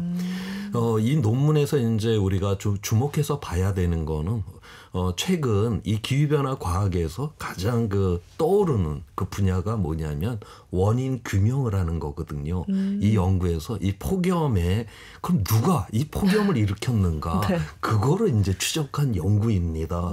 여기서 그러니까 전 세계에 일어났던 그 대표적인 이 폭염의 거의 절반을 전 세계 이 화석연료를 많이 배출하는 180개 기업에서 이 폭염의 절반의 책임이 있다라고 그렇게 보고 있고요. 그다음에 상위 14개 기업이 그러니까 온실가스를 많이 배출하는 상위 14개 기업이 오늘날 이 폭염이 더 강해진 거에 약 28%의 책임이 있다라고 지금 그렇게 규명을 해놨어요. 다시 말해서 이렇게 규명 연구를 열심히 하는 이유는 나중에 이제 책임을 묻겠다라고 하는 그런 측면에서 지금 이러한 연구들이 진행이 되고 있습니다. 너무 신기하네요. 그럼 그 기업들이 어떤 기업인지도 나오고 다 그렇죠. 이렇게 되는 건가요? 이거는 그러니까 그 180개 기업, 화석연료 배출한 180개 기업 그 랭킹이 다 나와 있고 14개 기업의 랭킹이 다 나와 있잖아요. 그 기업이 지금 일어나는 이 폭염에 몇 퍼센트의 책임이 있다라는 거를 우리가 알아냈다. 그러면 이 폭염으로 얼마큼 피해를 입었냐? 그 기업한테 책임을 물을 수가 있다라고 하는 거죠. 그 목적으로 이런 연구들이 지금 엄청나게 추진되고 있습니다. 이제는 기후변화를 그냥 단순히 기후변화가 일어나고 있다가 아니라 정말 책임을 물을 수 있게끔 그런 연구들이 진행되고 있다는 게 그렇죠. 정말 신기하네요. 아무래도 이게 정말로 피해가 심하기 때문에 약간 이런 식으로 연구가 되는 것 같아요. 그런데 이렇게 기후재난은 이제 경제적 피해가 진짜 어마어마하잖아요. 교수님께서 아까 말씀해 주셨던 것처럼. 그리고 또 아까 얘기 나눴던 것처럼 산불은 이렇게 직접적으로 눈에 보이고 폭우도 눈에 보이는 재난이긴 한데 폭염 같은 경우에는 이제 눈으로 잘 확인도 안 되는 그런 재난이잖아요. 그 유럽에서는 이제 올 여름에 극심한 이런 이상 기후 때문에 약 70조 원의 피해를 입었다는 연구 결과가 나왔는데 교수님 이거 구체적으로 어떤 내용을 담은 건가요? 사실은 폭염이 발생하게 되면 우리 아까도 말씀을 나눴지만 노동 생산성이 감소하게 되겠죠. 그리고 또 그 병원에 또 가야 되기 때문에 노동 시간도 줄어들 수밖에 없는 거고요. 그리고 또 농업을 포함해서 1차 산업의 피해가 가해지게 되고 사실은 제조업 같은 경우에도 1차 산업에서 나온 게 원료로 투입되는 게 많기 때문에 그게 또 연결이 되어 있을 테고요. 관광 같은 경우도 너무 더우면 사람들이 가고 싶지가 않습니다. 그쵸. 그리고 또 너무 더우니까 관광을 갔어도 또 에너지를 또 많이 사용하게 되겠죠. 또 운송과 물류에도 차질이 빚어지게 됩니다. 그래서 제가 이 연구는 아니지만 제가 경험했던 게 있는데요. 파나마 운하에 재작년 같은 경우에 가뭄이 너무 심해서 파나마 운하에 그 민물을 집어넣어서 이 도크의 높이를 높인 다음에 그 선박이 지나가도록 하는데 늘 물이 부족해서 바다 위에 정말 배들이 장시간 그게 서 있었어요. 제가 그 현장에 가본 적이 있거든요. 근데 그게 사실은 우리나라에 영향을 미칩니다. 유럽에 영향을 미칩니다. 왜냐하면 유럽에서 생산된 게 아시아로 오려면 그 파나마 운하를 거쳐서 오게 되면은 대서양과 태평양을 연결해 주거든요. 그만큼 물류 비용이 줄어들 수 있는데 사실은 이게 거기서 정체가 심하다거나 또는 돌아서 가야 되거나 이러면 물류 비용이 올라갈 수 있겠죠. 근데 유럽 같은 경우에도 유럽은 운하를 또 사용을 많이 했었잖아요. 그쵸. 근데 강물이 많이 줄어들기 때문에 운하를 사용하기가 어려워지게 되죠. 그다음 예를 들면 프랑스 같은 경우에는 내륙에 원자력 발전소가 있어요. 그런데 그게 냉각수의 공급이 어려워집니다. 물 자체가 줄어들었을 뿐만 아니라 폭염과 함께 오기 때문에 강물의 온도가 올라가서 냉각수로 사용할 수 있는 그런 설계 기준을 초과하게 되고요. 만약에 그게 사용하고 온배수가 돼서 나온다 그러면 하천 생태계가 교란이 되겠죠. 그래서 이런 여러 가지가 복합적으로 영향을 미치기 때문에 사실은 뭐 430억 유로? 그래서 우리나라로 치면은 한 70조 원 이상의 피해가 발생한다. 그러니까 우리가 손에 잡히지 않지만 이렇게 연쇄적으로 다 연결이 되어 있어서 경제 활동에 미치는 영향이 너무 심각한 거죠. 정말 너무 많은 분야에 영향을 미치면서 그렇죠. 큰 피해가 나네요. 그러니까 이 영분은 피해 규모가 정말 많이 늘 수 있고 그렇기 때문에 우리가 선제적으로 예방하는 게 훨씬 더 저렴할 수 있다. 그런 거죠. 사람들이 많이 묻습니다. 탄소 중립하려면 너무 비용이 많이 들지 않습니까? 근데 저는 뒤집어서 생각해야 된다고 말씀드리거든요. 만약 우리가 탄소 중립을 위해서 다투지 않는다면 지금 투자를 하지 않는다면 나중에 발생할 피해는 훨씬 더 클 수밖에 없다. 그래서 이런 현상들은 정책의 변화에 대한 압력 요인이 커지고 있다는 것이고요. 시장의 변화에 대해서 보다 많은 이런 압력 요인들이 생겨나고 있다는 것을 의미하기도 합니다. 정말 말씀 들어보면은 이제 기후 재난에 대한 그 피해가 확 이렇게 커질 거라는 게 정말 얼마 안 남은 얘기인가 뭐 이런 생각도 들어요. 그래서 사실 생각해 보면은 체감하는 속도도 사실 정말 이제 연별로 좀 달라지는 것 같거든요. 작년 다르고 올해 다르고 막 이런데요. 아까 박사님께서 저희 인간 활동으로 인해서 10배 정도 막 빠르게 온도가 올라갔다고 말씀해 주셨잖아요. 이게 혹시 어느 정도까지가 가능하고 또 얼마나 저희가 이제 남았다고, 그러니까 저희가 대응할 수 있는 그런 시간 얼마큼 남았다고 생각하시나요? 그러니까 이 지구상에 존재했던 이 생물 종들이 99.9% 이상은 다 멸종을 했거든요. 그러니까 이 생명이 지구상에 등장을 해갖고 생존하는 게 당연한 게 아니라 멸종하는 게 당연한 겁니다. 근데 아직까지 우리 인류가 지금 우리 호모사피엔스가 지구상에 등장한 걸 한 30만 년이라고 보고 있는데요. 아직까지 우리는 30만 년 동안 그렇게 그러니까 회복의 불가능성의 위험은 없었다라고 하는 거예요. 아무리 지금까지 위험이 많았다라고 해도요. 근데 바로 이 기후 위기가 회복의 불가능성으로 갈 확률이 대단히 지금 높다라고 그렇게 보고 있거든요. 그래서 우리가 이 회복의 불가능성으로 간다라고 하는 거, 바로 이제 그게 진입하게 되는 그 온도가 지구 평균 기온 상승 1.5도, 2도를 넘으면 그러한 위험성으로 들어간다라고 하는 거죠. 회복의 불가능성. 그때부터는 지금처럼 점진적으로 기후 변화가 일어나는 게 아니라 급변적으로 돌이킬 수 없는 상황으로 빠진다. 그래서 우리가 그걸 티핑 포인트라고 그렇게 이야기를 해요. 그래서 티핑 포인트, 회복의 불가능성으로 들어가게 되면 우리에게는 이제 파국밖에는 남아있지 않다. 그런데 우리가 대멸종이 일어났다고 해서 6,500만 년 전에 커다란 운석이 떨어져 갖고 그 다음날 공룡이 싸그리 다 없어진 게 아니라 수만 년 동안 줄어서 싹 다 없어졌거든요. 다시 말해서 우리가 1.5도, 2도를 넘으면 그 다음날 우리가 절벽에서 떨어지는 게 아니라 지뢰밭을 이제 진입하기 시작을 했다. 그러니까 지금까지는 우리는 지난 수십 년 동안 계속 성장하며 더 부유하게 되며 더 나은 이런 삶을 누리면서 살아왔는데 바로 그것이 이제 꺾이기 시작을 하게 될 거다. 어떤 면에서 그냥 깔끔하게 멸종되는 것보다 더 안 좋은 상황이 될 수도 있다. 지금 그렇게 보고 있고요. 그래서 지금 대체적으로 이번에 나온 IPCC 6차 보고서에서는 그래서 앞으로의 이 10년 동안의 우리의 인류의 선택이 그 뒤 수천 년의 인류의 지속 가능성을 결정한다라고 그렇게 선언을 하고 있어요. 그러니까 온실가스는 없어지는 게 아니기 때문에. 그런데 왜 그럼 10년이라고 하는 이 기간을 뒀느냐. 우리가 지금 6월 21일 하지 때 햇빛이 가장 강합니다. 그런데 실제로 우리나라 기온은 뭐 7월 말이나 8월 초가 돼야지 가장 높잖아요. 온실가스가 배출됐다고 지금 현재 일어나고 있는 이 지구온난화 기후변화는 지금 배출한 그 온실가스 농도에 대한 반응이 아니라 우리가 벌써 10여 년 전에 배출했던 게 지금 드러나는 거거든요. 그래서 앞으로 이 10년이라고 하는 동안 우리가 현재 배출량을 그대로 유지를 하면 이제 1.5도, 2도를 넘는 거는 언젠가 각오를 해야만 하는 이러한 상황이다라고 그렇게 보고 있습니다. 예. 그러면은 말씀해 주신 것만 들으면 약간 뭔가 파국으로 계속 가고 있는 느낌인데 그러면 이제 많은 분들이 궁금해하실 것 같은데 그러면 탄소 배출을 줄이는 노력을 통해서 되돌릴 수도 있긴 한 건가? 이렇게 궁금하실 것 같거든요. 그래서 우리가 이제 1.5도를 막자라고 하는 것. 그래서 지금 뭐 대한민국 여기저기에 탄소 중립이라고 하는 용어를 우리가 자주 듣잖아요. 이거는 우리 정부가 알아서 그렇게 정한 게 아니라요. 우리가 유엔의 파리기후 협정안에 들어가 있고 바로 유엔 차원에서 1.5도를 막자라고 합의가 돼 있고 1.5도를 막으려면 2050년에 탄소 중립에 도달을 해야만 하는 거거든요. 자, 그런데 우리가 2050년 탄소 중립 그 목표만 있냐?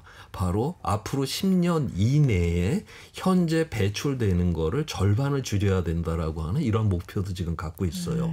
유엔 차원에서. 그러면 야 현재 배출되는 거 어떻게 10년 안에 이렇게 줄일까? 그런데 이번에 IPCC 6차 보고서에서는 앞으로 10년 이내 우리 인류가 갖고 있는 현재 기술력으로 얼마나 줄일 수가 있는가? 그런 것도 연구 다 해놨습니다. 그래서 우리가 지금 현재 이산화탄소 1톤을 줄일 때 $100 미만의 기술만을 갖고서 앞으로 10년 이내에 절반 정도 현재 배출량의 절반 정도로 줄일 수 있다라고 하는 이런 분석 결과가 이미 나와 있습니다. 그런데 이거는 현재 시스템을 갖다 다 전환해서 바꿔야 된다라는 걸 의미를 해요. 그다음에 또 하나는 그러면 전환을 해야 되는데 또 그 비용도 또 계산 다 해놨습니다.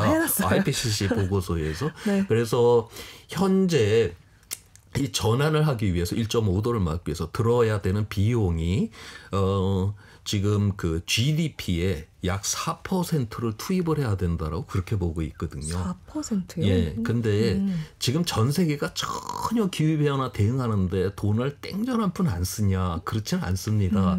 지금 GDP의 거의 한 2% 정도를 이미 쓰고 있어요. 그러니까 지금 쓰고 있는 돈의 약 2배 정도를 더 투입을 하게 되면 기후위기를 막을 수가 있다. 그래서 IPCC 보고서는 결코 우리 인류가 기술이 없거나 돈이 없어서 기후위기를 못 막는 건 아니다. 다만 이러한 전환을 해야 되는데 이거를 안 하려고 하는 이런 사람들 때문에 기후위기가 일어나는 거지 결코 우리의 능력의 부족은 아니다라고 그렇게 이야기를 하고 있고요. 하나만 더 포함해서 이야기를 하면 지금 전 세계에서 그 국방비로 GDP의 2.2%를 씁니다. 그러니까 나라를 지키는 거 대단히 중요하죠. 그런데 이 나라도 지구 환경이 안전해야지 이 나라도 제대로 지킬 수 있는 거 아니에요. 그러니까 나라를 지키는 비용의 한 2배를 쓰게 되면 우리는 기후위기를 넉넉히 막을 수 있다. 2차 대전 때 영국이 국방비로 GDP의 55%를 썼어요. 미국이 37.5%를 썼고요.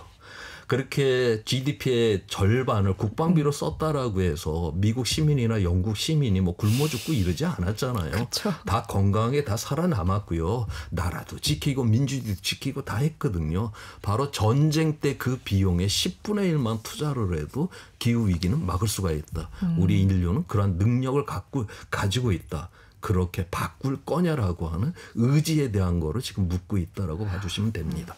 그러면은 간략하게 그럼 가장 중요한 건 지금 전환을 하려면 이제 국가랑 정부의 역할이 가장 클 것 같은데 예. 박사님이 보시기에는 지금 우리 정부의 인식이나 정책에 대해서 좀 어떻게 생각하는지. 우리나라는 이제 워낙 우리 대한민국 자체가 세계의 흐름의 추세에 대해서는 굉장히 민감한 나라죠. 그래서 우리나라 정부 목표도 2050년 탄소 중립이다라고 하는 1.5도를 막겠다라고 하는 이런 목표를 갖고 있고요. 그런데 목표는 거창한데 실제 이제 이게 제대로 하고 있느냐. 지금 G20 국가 중에서 지금 재생에너지 비율이 10%밖에 되질 않아요. 저는 G20 국가 중에서 맨 꽁지에 있죠. 지금 전 세계에서 전력에서 이 재생에너지 비율이 이미 30%까지 가 있는데 대한민국이 그 3분의 1밖에 돼 있지 않다. 대한민국이 이 제조업이 그렇게 막강한 나라임에도 불구하고 우리가 너무너무 잘할 수 있는 건데 그거를 안 하고 이렇게 낮은 수준에 있다라고 하는 거죠. 그래서 온실가스 이 화석연료 너무 많이 태워서 그래서 뭐 기후 악당이라는 소리까지 이제 들어가는 이런 나라가 돼버렸다라고 하는 거.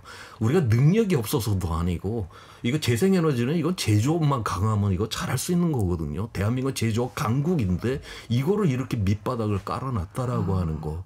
저는 어떤 면에서 이 기후 위기보다도 오늘날의 이러한 전환에 대해서 책임지고 있는 이 정책 결정자들이 이 위기로 제대로 인식을 못한다라고 하는 거에 더 큰 위기가 있다라고 좀 그렇게 보고 있습니다. 그렇죠. 네. 박사님께서 말씀하신 것처럼 정부도 나서야 되는 문제인데 또 보면은 또 이제 기업들도 어떻게 보면 요즘에 또 노력을 한다고는 하지만 말씀하셨던 탄소 중립 등 환경에 이제 대응하지 않으면은 이제 어떻게 보면 도태가 되는. 그러니까 생존의 필수 조건이 된 것 같은데, 근데 안타깝게도 여전히 이제 친환경이나 그러니까 말씀하셨던 것처럼 친환경이나 탄소 중립을 위한 기술이 비싸다는 인식이 이렇게 강한 것 같아요. 그래서 어떻게 해야 될까요, 교수님? 사실은 우리가 굉장히 잘못된 인식을 많이 하고 있거든요. 재생에너지가 왜 그렇게 빠르게 늘어날 수 있었느냐. 그거는 이제 기후위기에 대응하기 위한 이런 국제적인 약속이나 뭐 정부 정책도 있지만 사실 시장이 그렇게 반응을 하고 있어요. 지금은 재생에너지로 생산된 전력이 사실은 유틸리티 규모라 그러는데 대규모로 했을 때는 사실 풍력하고 태양광이 가장 저렴하거든요. 세상에서 지금 제일 비싼 게 원자력이에요. 근데 우리나라는 지금 그런 제대로 된 정보가 확산이 안 되는데 저는 뭐 정부의 책임도 크지만 언론의 책임도 너무나 크다고 생각을 합니다. 네. 제대로 된 사실을 보도하지 않았기 때문이죠. 그리고 사실은 이 전환이라는 건 쉬운 일은 아닙니다. 왜냐하면 우리가 지금까지 가지고 있던 정책, 제도, 법 모두 다 탄소를 기반으로 한 탄소 문명을 지탱하기 위해서 더 잘 운영하기 위해서 만들어 뒀던 거거든요. 그래서 그게 재생에너지를 확대하는 거하고 다른 방향으로 작용하는 게 굉장히 많습니다. 그래서 제도와 정책과 법을 바꾸는 노력들이 굉장히 중요하고요. 그래서 우리가 우리 대표를 잘 선출을 해야 되고 뽑아놓은 대표들에 대해서는 정치적으로 압력을 가해야죠. 바꾸도록. 저는 그런 노력들이 굉장히 중요하다고 보고요.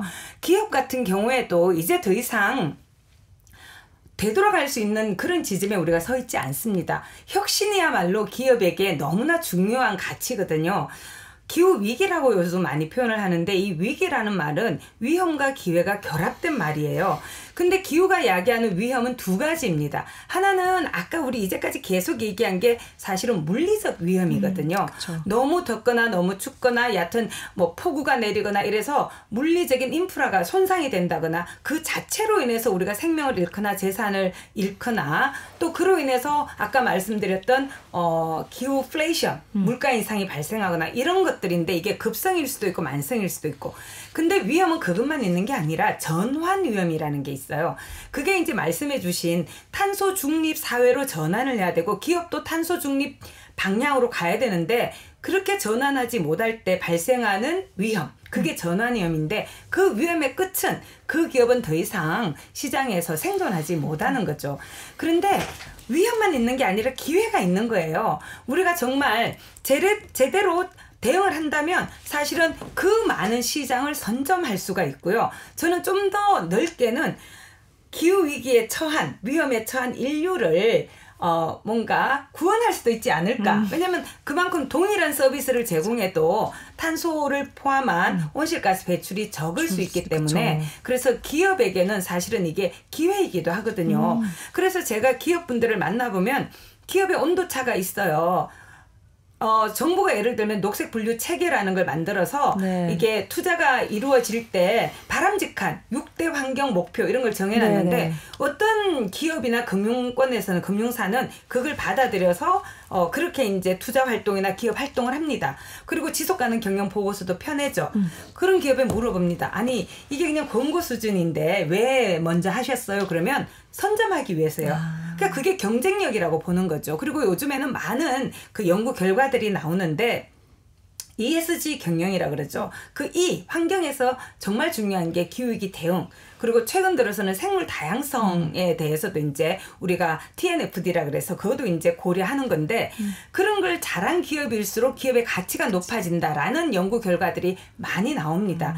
그래서 단지 이거 먼저 이렇게 투자하는 것이 사실은 뭔가 비용을 그냥 부담하는 그래서 피해가 발생하는 게 아니라 선투자이고 그걸로 인해서 더 많은 이익을 남길 수 있고 좀 더 지속 가능한 기업이 될 수 있다는 거죠. 이제 기업은 그렇게 하지 않으면 사실은 세계 시장에서 도태가 돼요. 우리나라는 수출 지향 산업 구조를 가지고 있기 때문에 세계 시장이 어떻게 움직이느냐가 굉장히 중요합니다. 내수 시장이 너무 좁기 때문에 그렇죠. 내수 시장만으로는 안 되거든요. 근데 세계적인 투자사들이라든지 또 유럽 같은 데도 탄소 국경 조정제라든지 또 여러 많은 법들을 통해서 탄소 규제 정책이 지금 시행이 되고 있어서 오히려 기업들은 그런 것에 빨리 대응을 해야 되고 정부가 해야 될 역할은 국내 산업 부문의 감축 목표를 줄여주는 게 아니라 그러면 오히려 대응을 못해요. 그래서 오히려 목표는 그대로 유지하고 더 상향하면서 기업이 그걸 잘 할 수 있도록 지원해 주는 것. 그렇죠. R&D 투자를 좀 더 많이 해준다거나 생산세액이나 투자세액을 공제해 준다거나 보조금을 지급할 필요가 있을 때는 보조금을 준다든지 이렇게 해서 기업을 육성하는 게 중요하죠.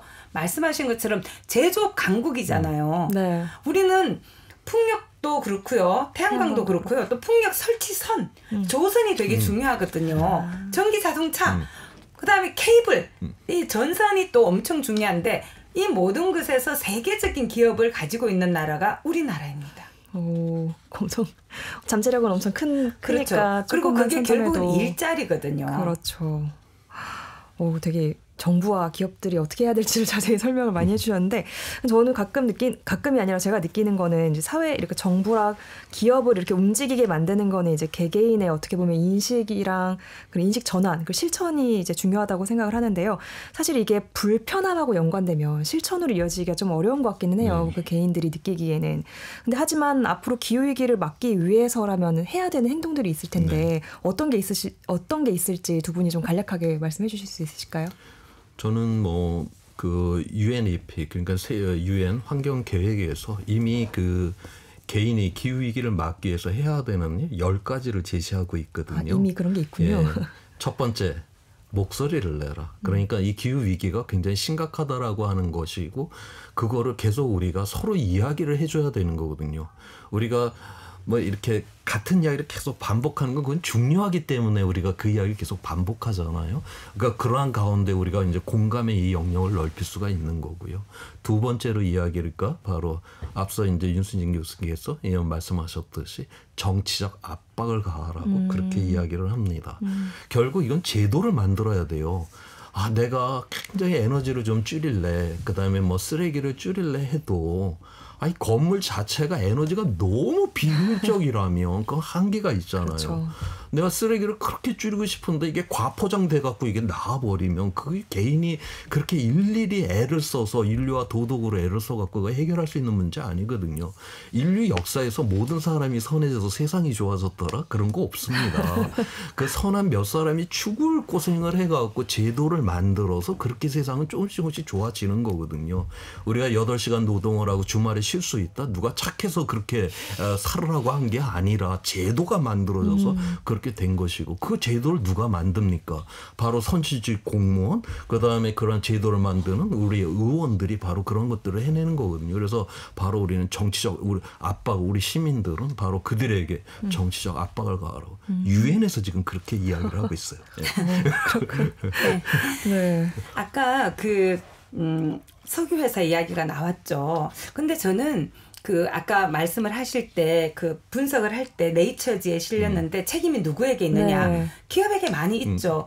근데 기업이 만든 물건 누가 사용하나요? 결국은 우리가 하거든요. 그러면 기업이 예를 들어서 석유를 채굴을 했어요. 정제를 했어요. 그래서 휘발유와 경유로 팔아요. 누가 씁니까? 결국 우리가 쓰거든요. 물론 산업활동에도 쓰죠. 그래서 제가 요즘 하는 표현이 뭐가 있냐면요. 의식주 동이라는 표현이 있어요. 인간 삶의 3요소라 그래서 의식주를 이야기하죠. 저는 현대인은 동도 넣어야 된다고 생각합니다. 이동. 저 지금도 이동해서 왔거든요. 그렇죠. 근데 그 이동하는 과정에서 우리가 무엇을 탈 것이냐가 에너지 소비를 굉장히 많이 결정을 합니다. 그래서 기업이 사실은 많은 부분을 차지하고 있지만 결국은 시장에서 그 기업을 움직일 수 있는 힘은 소비자인 우리에게 있고요. 그다음에 말씀하신 정치인을 움직일 수 있는 힘, 투표권 우리에게 있습니다. 그래서 사실은 일상에서 또 일터에서 가정에서 여러 가지 친환경 활동을 통해서 줄이자는 이야기를 많이 하죠. 저는 그건 기본이라고 생각을 해요. 제가 오래된 미래라고 표현했는데 손수건을 쓴다든지 계단을 이용한다든지 대중교통을 탄다든지 그건 정말 기본이라야 돼요. 근데 모두가 그렇게 하지 않거든요. 말씀하신 것처럼 어떤 분들은 무임승차예요. 나는 내 편한 대로 살겠다. 그래서 중요한 게 제도와 정책과 법의 변화입니다. 그리고 그걸 만드는 사람은 우리가 투표를 통해서 뽑는 거고요. 그렇죠. 투표가 끝나고 난 다음에도 누가 대표가 되었던 우리는 그에게 우리의 요구를 말할 권리가 있어요. 계속 압박을 해야 됩니다. 이름 불러서 잘하는 분들은 칭찬하고 못하는 분들은 창피를 주고 그리고 시장에서는 우리가 소비자 주권을 가진 존재이기 때문에 아까 과대포장된 거 안 사야 되는 거죠. 재활용이 잘 되는 그런 소재로 만든 제품을 구입해 줘야 되고 에너지 효율적인 제품 구입해야 되고요. 저는 전기요금 폭탄 이런 표현 되게 싫어하거든요. 네. 많이 쓰면 당연히 폭탄 맞아야죠. 네. 전기라는 건 만들어야 되는 거기 때문에 비용이 수반되는 일이에요. 근데 전기를 만들 때 들어간 비용보다 지불을 덜 하려고 하면 그거는 정말 비양심이죠. 그래서 전기요금을 우리는 정상화시켜야 됩니다. 그래서 그 요금을 받아들여야 되고요. 또 잘하는 기업에 대해서 투자해주고 응원해주는 그 물건을 사주는 건데 그게 저는 정치와 다르게 경제투표라고 표현하거든요. 화폐투표. 그걸 잘해야 되고요. 또 이런 일은 개인이 하기 힘들어요. 제도와 법을 바꾸고 우리가 개인 투표를 하지만 선거일 되기 전에는 힘들잖아요. 단체로 그걸 하시는 분들이 계세요. 그런 단체를 후원하거나 마음에 안 들면 만드시거나. 그리고 최근 들어서는 제가 또 하나 첨부한 게 있는데 뭐냐면 동아리 활동, 커뮤니티 활동을 열심히 하는 것도 되게 중요합니다. 소소하게 내가 야구 팬클럽이다. 또는 내가 아이돌 팬클럽이다. 근데 그런 사람들의 모임에서도 할 수 있는 게 굉장히 많습니다. 내가 좋아하는 그 스타에게 커피차를 보낼 때 다회용기를 사용하도록 한다든지 공연을 한다, 시합을 한다. 그때 배출된 탄소를 상세하게 해서 숲을 조성하는 노력을 같이 한다든지 또는 구단이나 또는 기업에 계속해서 압력을 가하는 거예요. 일회용품 그만 쓰게 좀 개발을 하라든지 그런 노력들. 또 마라톤 대회를 할 때 마라톤은 가장 기구가 많이 사용이 안 됨에도 불구하고 물을 굉장히 마셔야 되는데 다 이 일회용 페트병을 쓰거든요. 네. 그걸 줄이기 위해서 다회용 컵을 제공하는 걸 요구한다든지 사실은 우리가 할 수 있는 일이 굉장히 많아요. 말씀해 주신 진짜 많은 게 있네요. 생각해보니까. 그리고 제일 중요한 건 사실 식단의 변화입니다. 그렇죠. 예, 그래서 조금이라도 육식을 줄이고 저는 아예 모두 채식하자고 말씀 안 드려요. 사람의 상황에 따라서도 다르고요. 체질도 있고 건강 상황도 있고 성장기에 있느냐 그렇지 않느냐도 있기 때문에 하지만 채식의 비중을 조금씩 늘리고 육식의 비중을 조금씩 줄이는 것. 그게 메탄의 발생이라든지 전체 온실가스 배출을 굉장히 많이 줄일 수 있거든요. 진짜.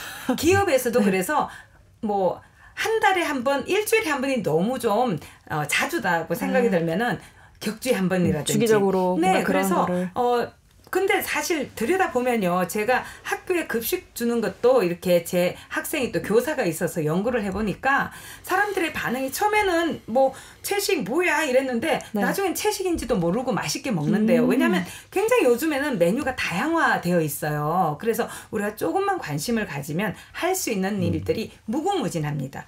그리고 한 번 거기다 발을 들여놓잖아요. 안 하면 찝찝합니다.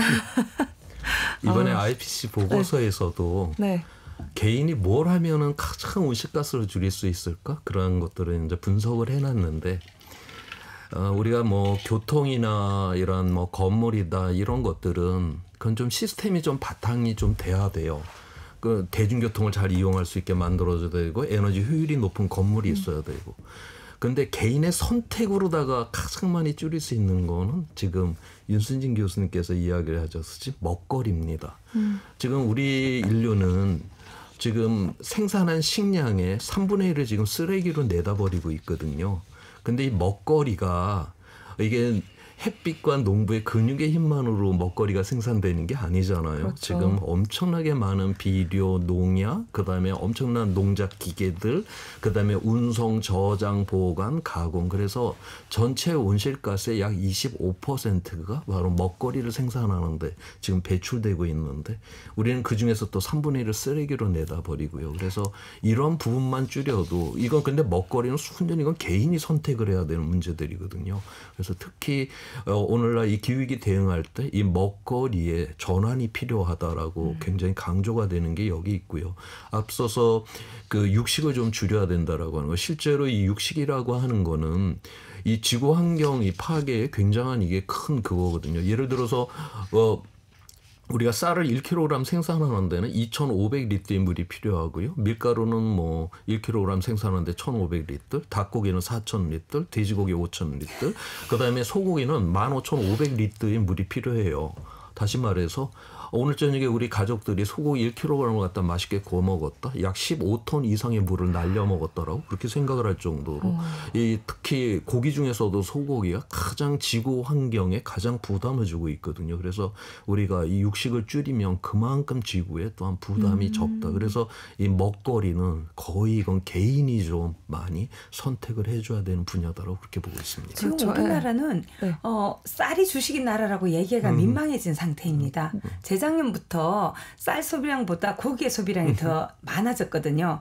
당시에 이제 1인당 육류 소비량이 60.6kg, 그다음에 쌀 소비량이 56.4kg인가 그랬을 거예요. 물론 이제 그게 다른 방식으로 쌀이 소비된다 이런 말씀이 나오기도 하지만 결국은 요즘 너무 많은 그 식단이 고기로 구성되어 있어요. 그래서 그리고 이건 우리의 인식하고도 연결돼 있는데 고기는 반드시 먹어야 된다고 생각을 해요. 그래서 고기를 소고기를 먹을 거냐, 돼지고기를 먹을 거냐, 닭고기를 먹을 거냐 이렇게 돼 있는데 좀 더 생선부터 시작해서 이 살의 색깔이 좀 더 연한 게 지구에 미치는 영향이 적거든요. 와, 여태까지 이제 기후위기 상황부터 이제 개인 실천까지 어떻게 하면 될지를 짧고도 긴 시간 동안 이제 한반도 수호단으로 두 분을 모시고 말씀을 나눠봤습니다. 두 분이 계셔서 굉장히 든든한데요. 두 분께서는 폭염하고 기후위기를 막기 위해선 가장 시급한 게 무엇인지 이번엔 마지막으로 딱 한 문장으로 이제 표현해 주신다면 어떨까요? 저는 투표를 잘하자. 투표를 잘하자? 예. 교수님은요? 저는 뭐 미래는 결정되어 있는 게 아니다. 오늘 우리의 선택과 결단으로 달라질 수 있다. 기후위기는 이미 시작됐지만 끝은 아직 진행되지 않았다. 그 끝은 우리에게 달려있다는 거죠. 지금 우리에게 달려있다는 오늘 말씀이시네요. 지금 여기 우리에게 모든 게 달려있다. 네, 감사합니다. 두 분 긴 시간 감사합니다. 네, 지금까지 KBS 라디오에서 추석 기획으로 마련한 재난안전 특집 깨어나라 한반도 수호단 두 번째 시간 불폭염을 보내드렸습니다. 긴 시간 함께해 주신 대기과학자 조천호 전 국립기상과학원장님과 윤순진 서울대 환경대학원 교수님 두 분 고맙습니다. 감사합니다. 네, 남은 추석 연휴도 잘 보내세요. 네. 네, KBS 라디오 추석 연휴에 보내드리는 재난안전특집 깨어나라 한반도 수호단 2부 불폭염 이만 마치겠습니다. 저는 보도본부 김세영 기자였고요. 내일 이 시간에는 깨어나라 한반도 수호단 3부 바람, 미세먼지로 다시 찾아뵙겠습니다. 함께해 주신 여러분 감사합니다. 남은 한가위 연휴 편안하게 보내세요.